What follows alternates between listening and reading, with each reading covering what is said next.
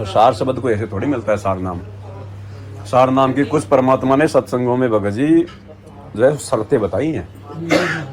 सबसे पहली शर्त, गुरु और परमात्मा कति एक हो जाने चाहिए। अगर जरा सा भी अगर द्वितीय भाव रह गया, जरा सा भी, तो अधिकारी नहीं है। दूसरी बात, यदि सार नाम ले लिया आपने, उसके बाद में शुद्धिकरण का कोई ऑप्शन नहीं है। अगर उसके बाद गलती कर दी, सदा के लिए रिजेक्ट। तो ये सब ये तो रिजेक्टेड माल है सारा। ये तो जो दूसरे भक्तों को सार नाम दे रहे हैं वो खुद इतनी बड़ी बड़ी गलतियां कर रहे हैं, तो ये तो सब रिजेक्टेड माल है। इसलिए गुरुजी ने अभी तक ओरिजिनल सार नाम नहीं दिया। अगर ओरिजिनल दे दिया होता तो ये तो सारे संगत ही रिजेक्टेड है। फिर भगवान भगत जी फिर आया किसके लिए? ये तो सभी रिजेक्टेड हो गए। तो अभी मौका देगा परमात्मा।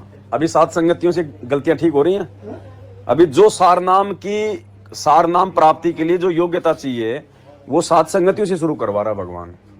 नहीं तो हम क्यों उस फोटो को बाहर निकालेंगे? उसका जयकारा भी नहीं लगाना। गरीबदास जी फिर सबको बाहर कर दिया, अपने गुरुजी को भोग लगाना शुरू कर दिया भक्ति विधान अनुसार, सब कुछ हो गया ना।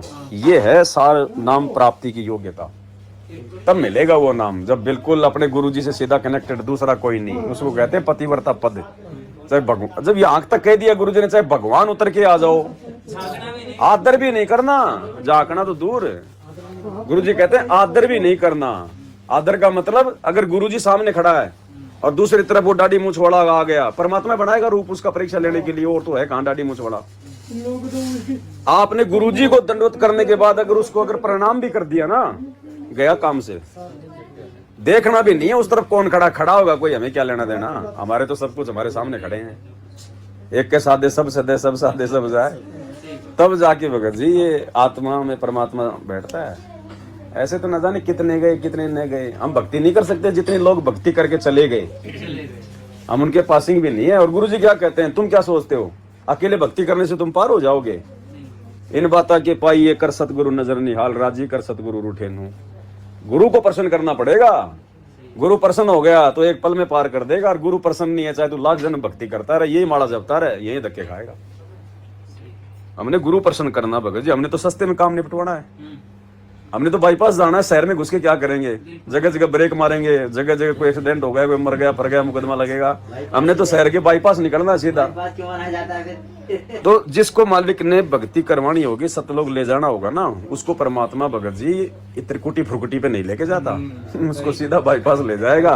दूसरा पग सीधा उसका सतलोक में है, पता ही नहीं चलेगा। ये तो वो जाएंगे जिनकी यहाँ पर मर्यादा खंडित है, जो गुरु में पूर्ण आस्था नहीं बना पाए ना। उनको फैल करने के लिए गुरुजी उनको त्रिकुटी से लेके जाएगा और वहां उनको फैल करेगा परमात्मा। क्योंकि वो वही गलतियां करेंगे जो गलतियां यहाँ पे कर रहे हैं। जो गलती आज कर रहे हैं वही गलती वहां करेंगे, तो गुरु उनको रिजेक्ट कर देगा। चाहे वो काल का रूप बना के करे, चाहे और कोई गलतियां करवाए, कुछ भी करे। और ना आप मुझे एक बात बताओ, जितनी भी आत्माओं को परमात्मा लेके गए, जिनके नाम बताते हैं गुरुजी एफिडेविट के रूप में, उनके अलावा किसी आत्मा का जिक्र किया जिसको परमात्मा इस प्रकार से लेके गए हों? और उन आत्माओं को गुरुजी जानबूझ के लेके गए क्योंकि आप और हमारे विश्वास के लिए, कि भाई जाकर ये बताएं कि ऐसे त्रिकुटी, ऐसे ब्रह्मा विष्णु महेश के लोग, ऐसे फिर अक्षर पुरुष का लोग, फिर भंवर गुफा है। अन्यथा आज तक का इतिहास बता दो चार युगों का, गुरुजी किसी भी आत्मा को अगर त्रिकुटी से लेके गए हो तो, क्योंकि आज तक कोई पार ही नहीं हुआ, कोई गया ही नहीं। कोई वो सतलोक का विमान आज भी दिल्ली आता है, त्रिकुटी से खाली जाता है। तो ये है प्राइम टाइम मोक्ष का। अब इस समय फिर गुरु इतना जोर लगा रहा मेरे भाई। जेल में बैठ के कोई सत्संग कर सकता है क्या? जेल से एक एक घंटे के सत्संग आ सकते हैं या आज तक आए हैं क्या इतिहास में? भूतों ने भवस्ती, क्या कहते हैं गुरुजी, कभी भूतों ने भवस्ती ना हुआ ना कभी आगे होगा। इसलिए गुरुजी कह रहे भाई तुम अब तो समझो समर्थ कौन है। एक एक घंटे के जेल से सत्संग जिसपे देशद्रोह का मुकदमा लग रहा है, और सैकड़ों सत्संग आ गए और आज तक कोई चूं तक नहीं कर रहा। आसाराम की 1.5 मिनट की ऑडियो आई थी, टहल का मच गया था। तो ये समर्थ है, जब चाहेगा तब बात उठेगी, नहीं तो वहीं दबी रहेगी। गुरु और गोविंद दोनों खड़े, वहां मान लीजिए परमात्मा दोनों रूप बना के खड़ा हो जा, एक दास का रूप और दूसरा अपना ओरिजिनल रूप। तो कहते हैं वहां भी परीक्षा होगी किसके लागू पाए।